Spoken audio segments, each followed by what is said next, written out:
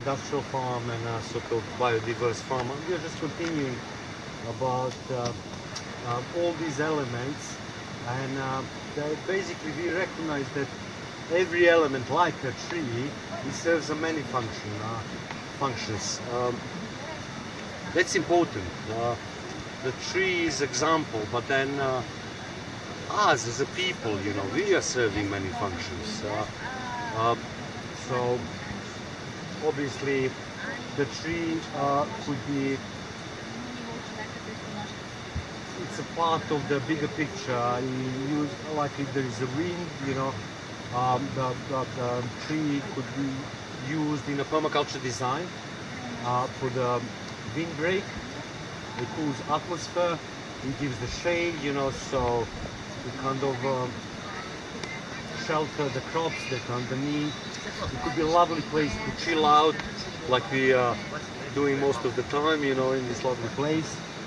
If there is a heavy rain, it could sort of soften the impact of the rain, on the soil, kind of stopping erosion.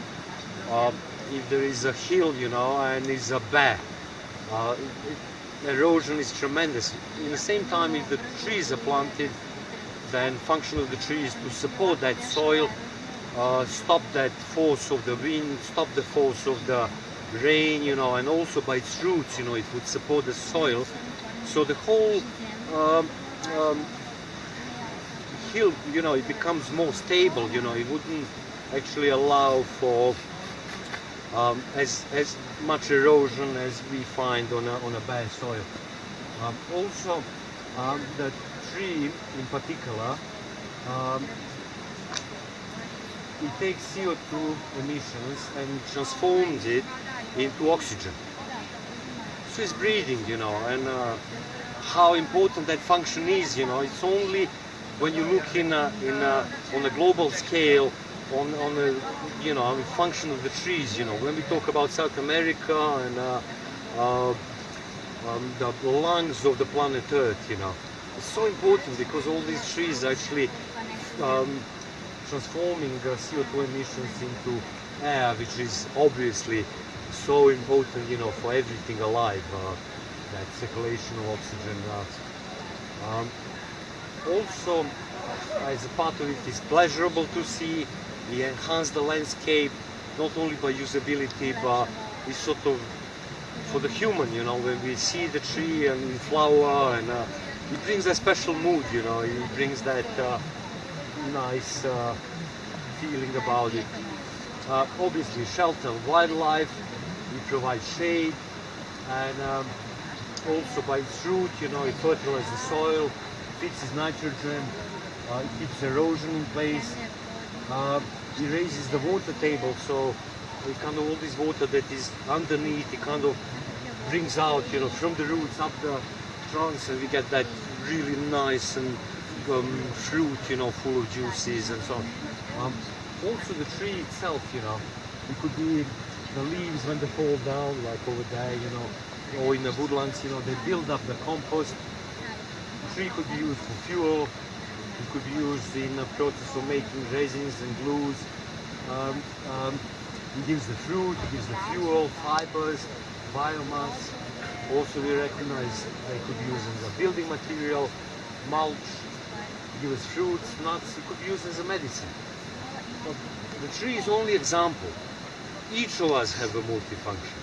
We all develop throughout the life the skills that we recognize ourselves, and they are actually adding value to our life, to our purpose, and how we are contributing in a part of the group, That's important to recognize that whatever we like doing, looking after children, painting, driving sort of car, for example. If just one of us drive the car, or let's say truck, we can all go somewhere else, and sort of organize the whole event, But the value of that person driving, for example, it's immense, because all of a sudden everything becomes possible. So I'm just sort of drawing the example that community is important, and that every element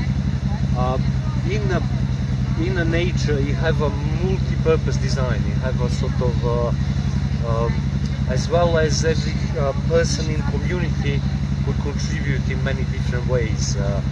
The difference is, do we want to contribute? Do we want to actually share it, or are we going to keep that, you know, on our own and kind of get that angle of competition rather than sharing, you know? Let's come back to the tree.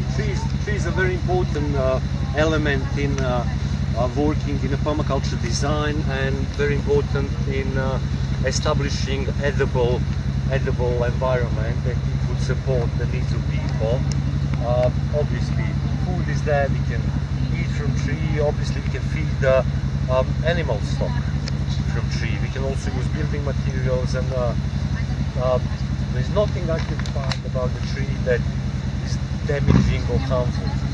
And it's been there since, you know, even in a sort of religious, let's say spiritual terms, and kind of looking into sort of origin and a sort of mythical sense, you know, there was that tree, you know, where everything started, and so it's a really big topic.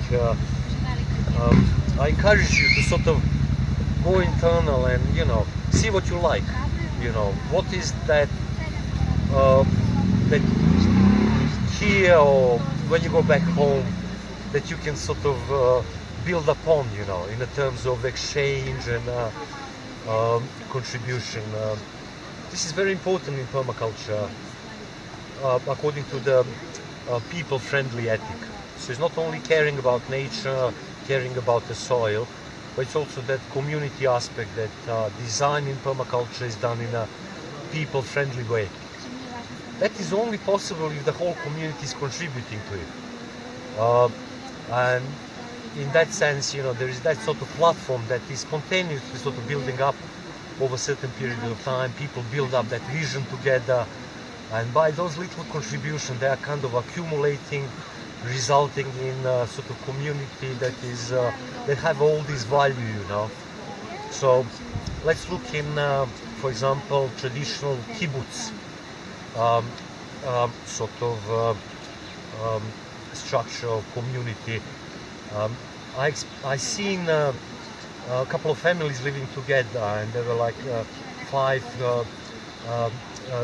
girls, and there was at least a dozen children, yeah? So it's about the sharing work. So 2 of the girls look after all of them, yeah? Where the other 2 girls had a all day off, yeah?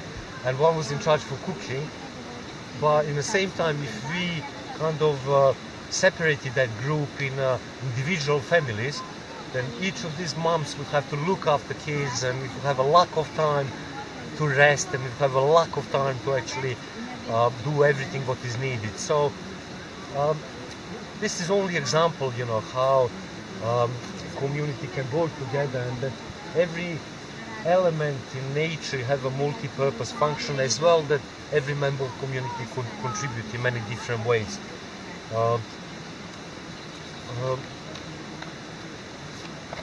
Right. Yield is limited only by imagination. Usually when we talk about yield, kind of perception of it is only about material sort of end result. So we get the yield, we got so and so many kilos of produce. And then we go a step further, and then we transform that into material sort of what's the market value and so on.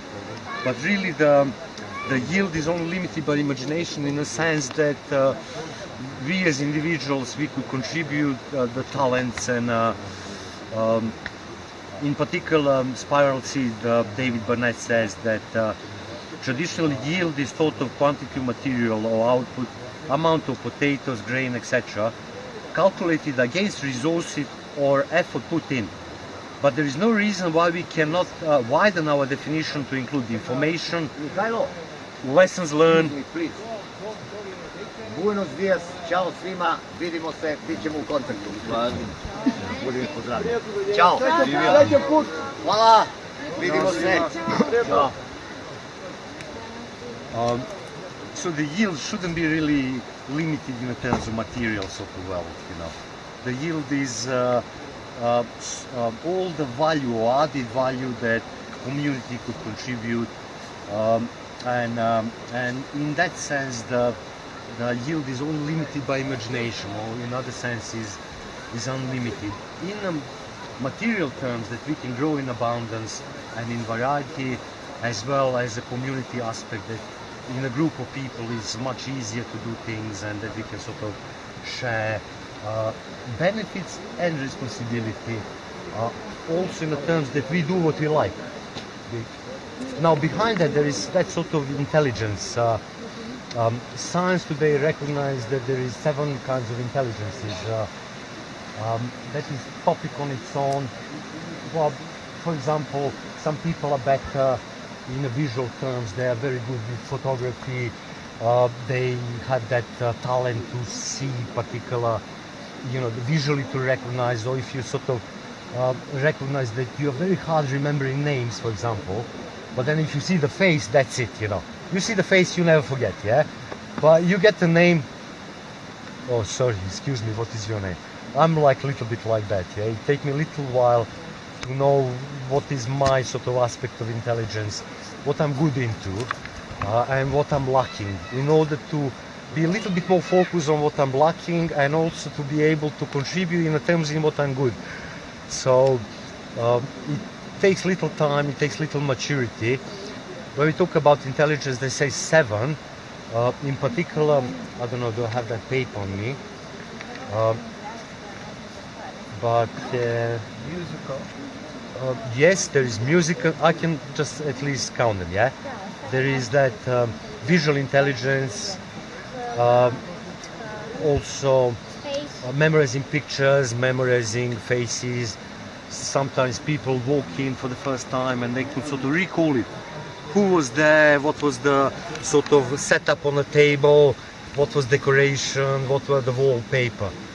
Some people do it naturally, Some other guys, for example, they're very good memorizing information that is in the terms of sound, They're good, they're people who listen to the song once and then straight away they can, like Mozart, for example, he was capable, had that amazing talent, or listening the whole symphony once, and straight away he could go back to the paper and kind of copy note for note, exactly what was there,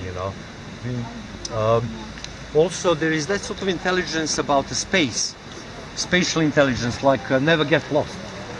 Seen it once, been it there, that's it, Another intelligence is about doing with its own hand.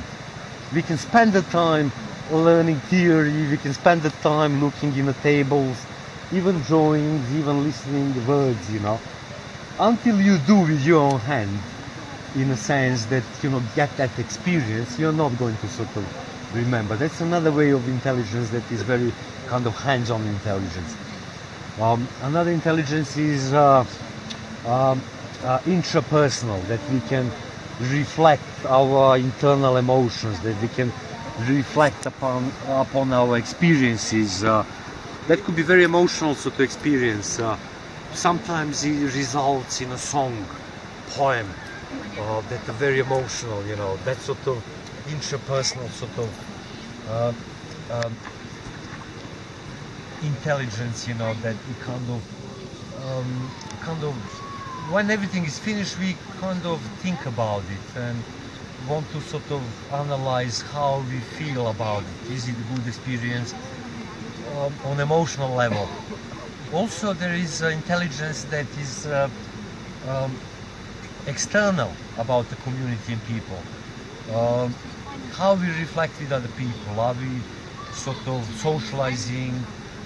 Can you actually walk into the party, crash the party, and then after a couple of hours you're next to DJ and dancing and everything is, sort of meet everyone, getting involved, Each of us have all 7 intelligences.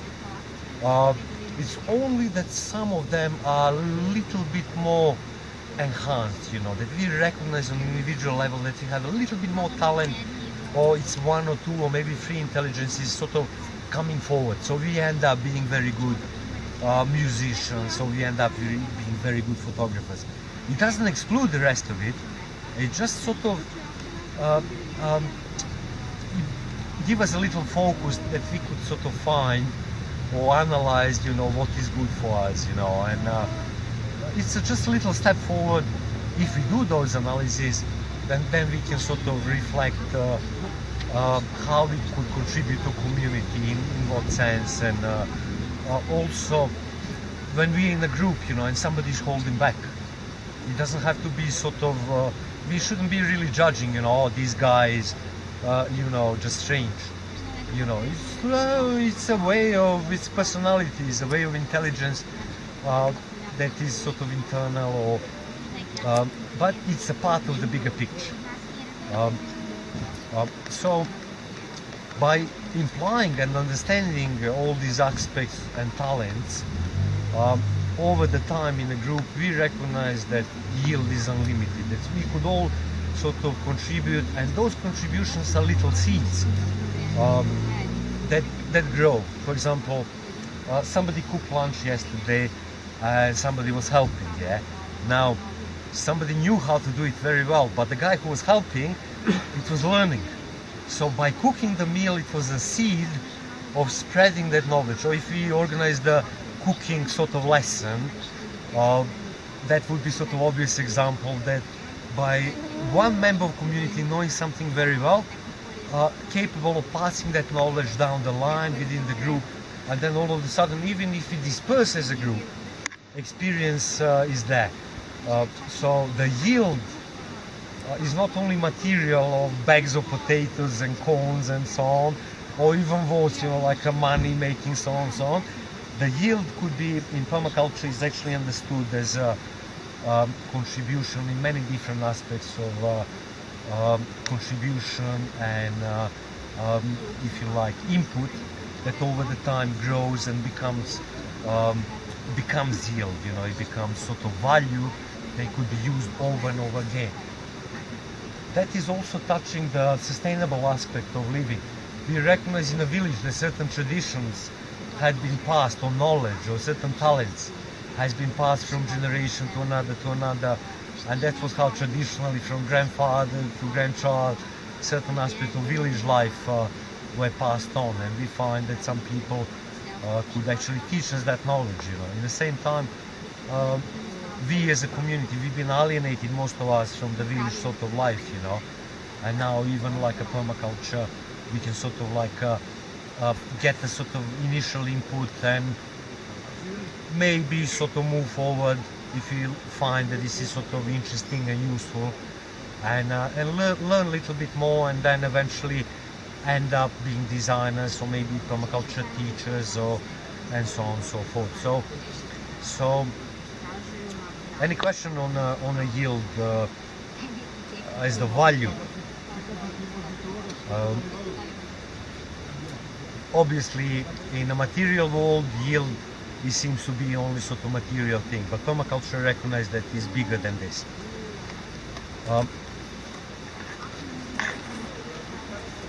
So when we say in permaculture everything garden, is not only that all the land could be used as garden, which it could even in a urban environment, cities, where people take the bags of soil and plant a couple of seeds here, sunflower and a couple of runner beans there, and they put next to the wall, that is bare wall, just the wall and a concrete, and then over the couple of weeks or months, they find runner beans climbing, harvesting the sunshine. People are transforming urban environment into the sort of yield in a material sense, but also permaculture understands that yield is limited only in imagination, because everything is garden, and we as a people, we are like flowers in a field, and each of us have a different characteristic. In the same time, we together have a symbiotic relationship, exchanging ideas, value creation, knowledge, And that is, I suppose, a very important aspect of permaculture, and that sort of understanding.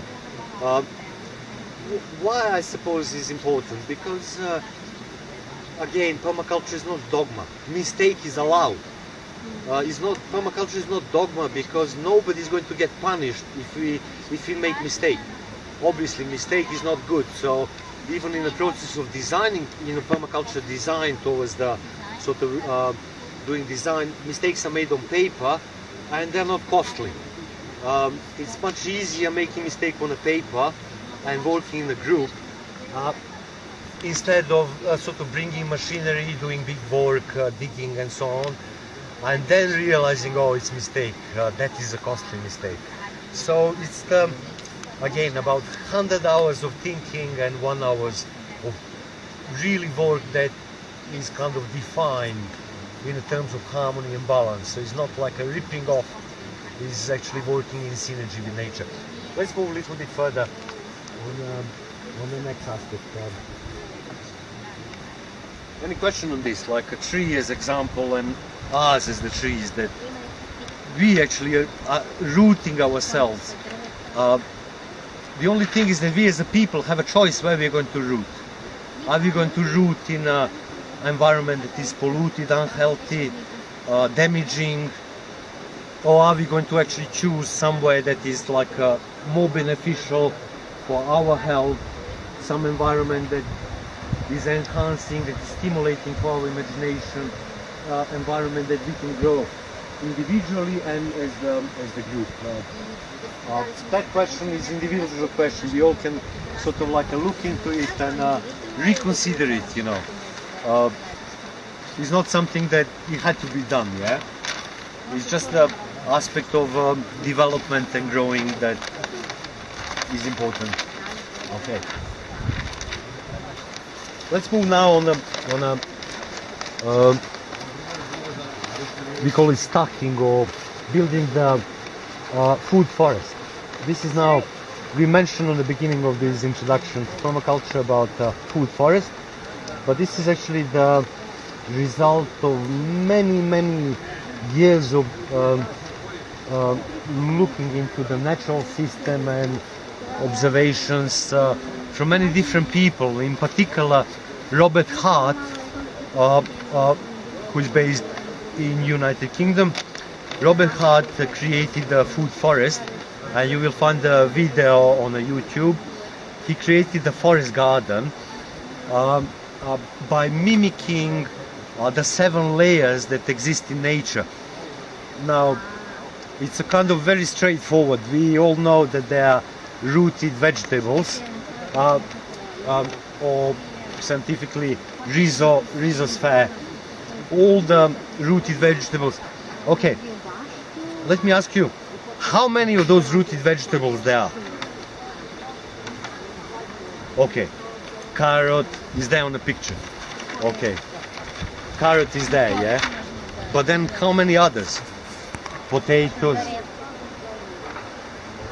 onions, bravo, rokvice, how do you call it? Yes, radishes, yes. In fact, there is so many of them. And